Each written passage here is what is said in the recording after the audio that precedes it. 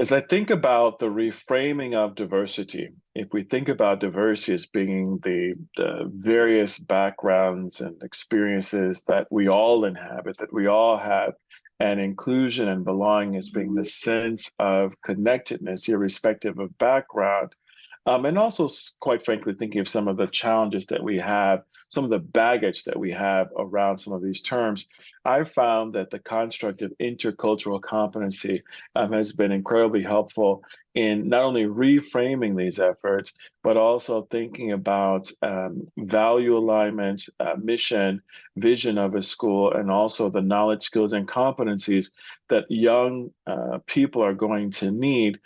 as they move forward. As they move forward to become good people, as they move forward to maximize their learning, as they move forward to strategically position themselves to have choice-filled lives, given the nature of the world, the interconnected, globalized nature of the world, we know that they're going to need certain skills. And I found that this idea of intercultural competency has been helpful. One, because in an international community, the notion that one would need competencies to be successful just makes sense. And then to name this process of beginning to look at oneself. And again, looking at oneself in a not a reductionist, am I a good person or am I a bad person way, but in a more sophisticated way of thinking about in what ways has my background, my region, my language, my family structure, my values, my religion, my schooling, all of these characteristics, how have they informed my lens? How have they informed my worldview? How have the experiences that I've had or experiences that I haven't had constructed this very unique way in which I navigate the world, in which I interact with others, and ultimately in ways that I make sense and meaning of this interesting experience that we call life.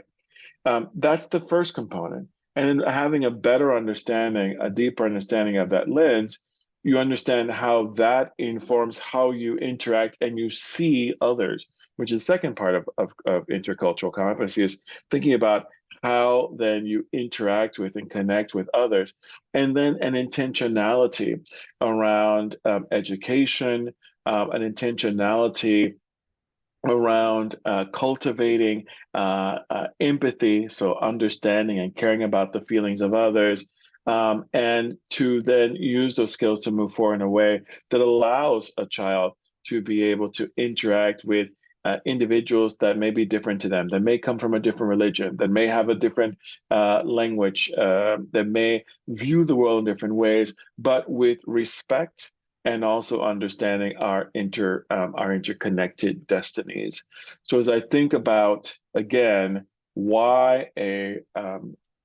parent, why a guardian would enroll their child in an international community. When I speak to parents, they always say the same things. Whether I'm speaking to parents in South Korea or in Hong Kong or in Guatemala or the United States and Italy, they all say, I want my child to have a strong academic foundation. I want my child to not be living with me when they're 35 years old. And I want my child to be a good, well-rounded person that can interact with people from all different backgrounds with respect and empathy.